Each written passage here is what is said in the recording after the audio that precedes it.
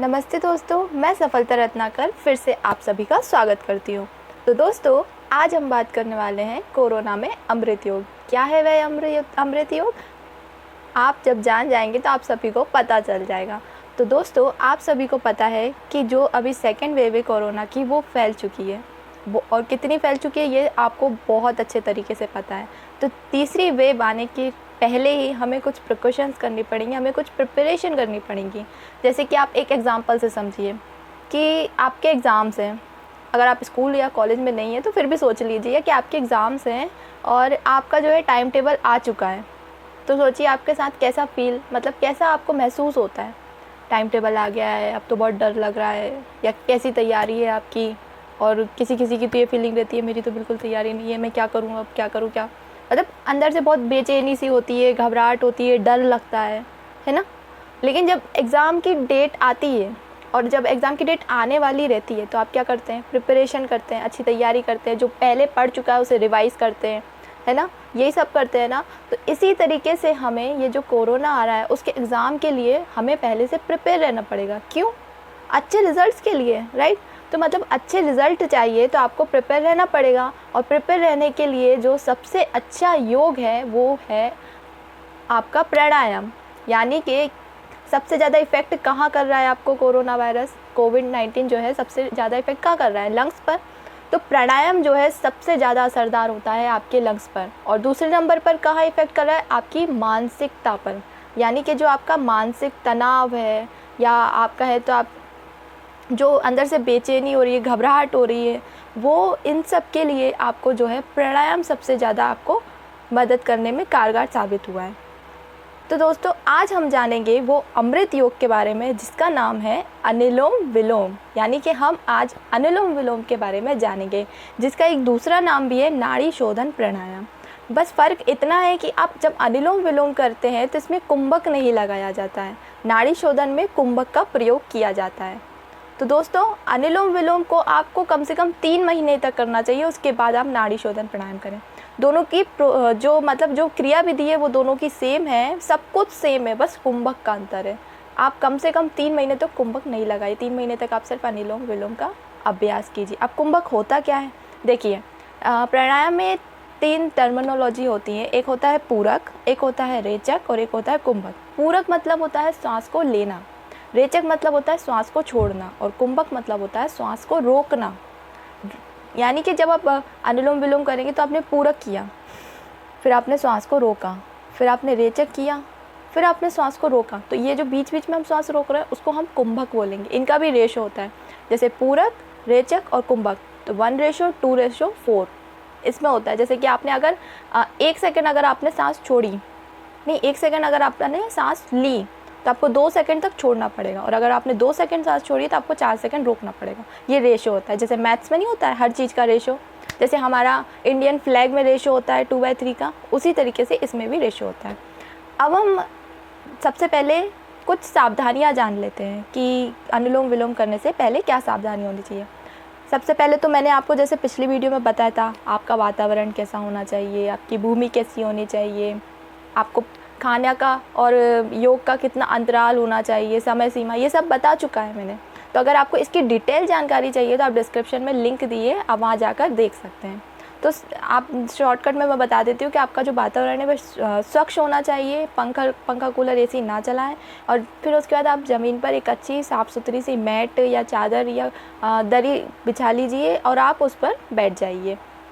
अब बैठने के बाद हम क्या करेंगे कि कोई भी सुखासन में हम बैठ जाएंगे। सुखासन जैसे पद्मासन, वज्रासन, सिद्धासन, इनमें आप बैठ जाइए। अगर आपके घुटनों में प्रॉब्लम है तो आप कुर्सी भी लेकर बैठ सकते हैं, मतलब आप कुर्सी पर भी बैठ सकते हैं। ज़रूरी नहीं है आप नीचे बैठे, आप कुर्सी पर बैठकर भी अनुलोम विलोम कर सकते हैं।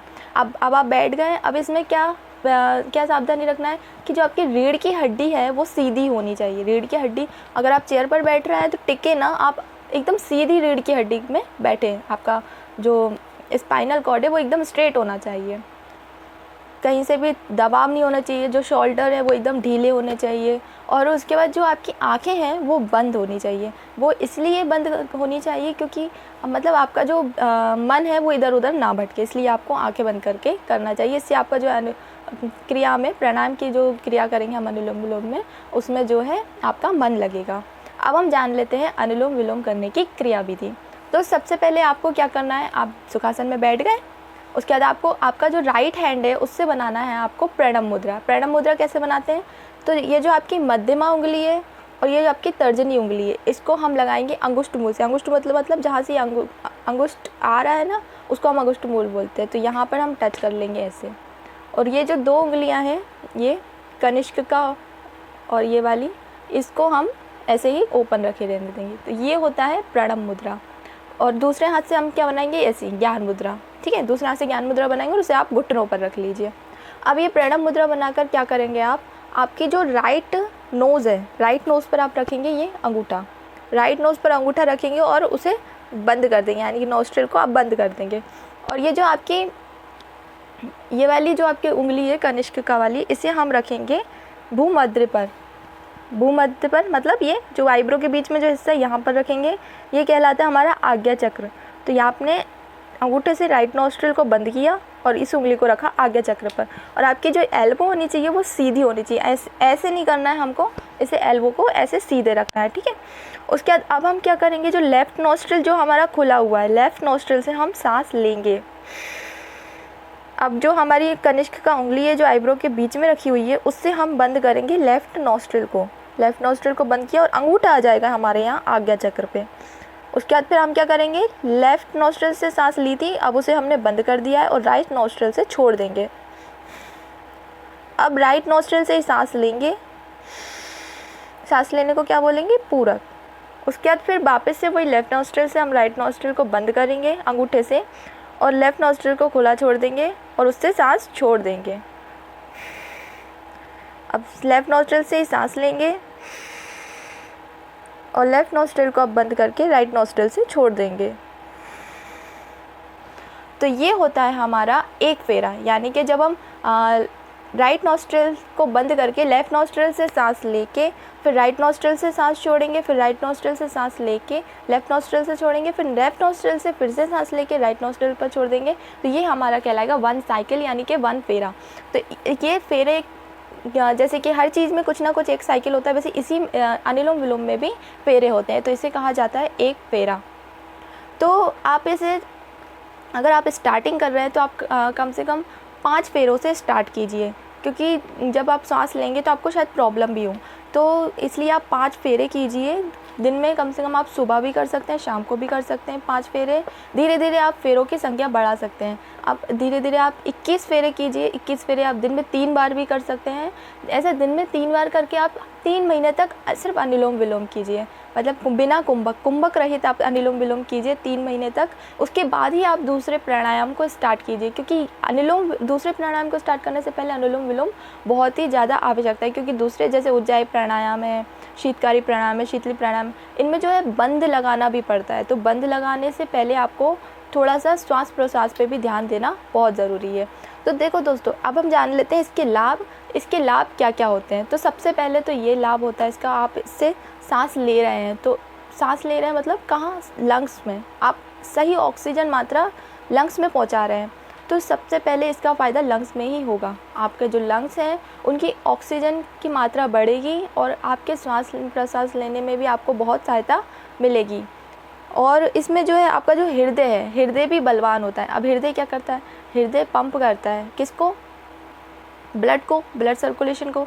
तो जब आपका जो जब आपके लंग्स में ऑक्सीजन की मात्रा ज़्यादा होगी, तो जो ब्लड है वो ऑक्सीजन कहाँ से लेता है, लंग्स से लेता है, तो उसको एक ऑक्सीजनेटेड ऑक्सीजन मिलेगी, तो ऑक्सीजनेटेड ब्लड ज़्यादा होगा। तो आपका जो मतलब अनुलोम विलोम करने से आपका जो इम्प्योर ब्लड है वो भी प्योर होगा, आपका जो रक्त है वो भी साफ़ होगा, शुद्ध होगा। उसके बाद फिर आप जो है इसमें आपका जो मन है, यानी कि जब आप अनुलोम विलोम करते हैं आँख बंद करके ध्यान पूर्वक करते हैं, तो आपकी मानसिक संतुष्टि भी आपको मिलती है, आप में एकाग्रता आती है और आपका जो चित्त है वो एकदम सरल स्वभाव का हो जाता है। और इसके बाद जो आपके पाचन तंत्र है, पाचन तंत्र यानी पता ही है आपको। तो इसमें पाचन तंत्र भी दुरुस्त हो जाता है, आपकी पाचन शक्ति बहुत मतलब बहुत अच्छी हो जाती है। क्योंकि इससे जो है आपकी नाड़ियाँ शुद्ध हो रही हैं। तो जब नाड़ियाँ शुद्ध होंगी तो इसमें जितना भी विजातीय तत्व है वो सब दूर हो जाएगा। तो इससे आपके पाचन तंत्र में भी बहुत ज़्यादा लाभ होगा और इनमें आपको एक अलग ही एनर्जी प्रदान करेगा अनुलोम विलोम। तो इसमें जो है सबसे पहले आपको यही सावधानी रखनी है कि आपकी रीढ़ की हड्डी सीधी होनी चाहिए, और जब आप ऐसे करेंगे तो आपकी एल्बो सीधी होना चाहिए। और इसमें एक रेशो का भी आपको ध्यान देना है कि जब आप पूरक करेंगे तो वो 1 रेशो में होना चाहिए, और जब आप रेचक करेंगे तो वो 2 रेशो में होना चाहिए। यानी कि जितनी आप सांस ले रहे हैं उससे डबल आप छोड़िए। शुरू में नहीं होगा ऐसे, पर धीरे धीरे जब आप प्रैक्टिस कर लेंगे तो ऐसा होने लगेगा। तो ये था हमारा कोरोना में अमृत योग। क्योंकि ये जो है ये सभी कर सकते हैं। अगर आप मतलब थोड़ा सा कमज़ोर भी हैं, अगर आप बाकी के आसन नहीं कर पाते हैं तो आप सूक्ष्म व्यायाम कीजिए और प्राणायाम कीजिए, क्या अनुलोम विलोम कीजिए। तो इससे आपको बहुत ज़्यादा फ़ायदा होगा।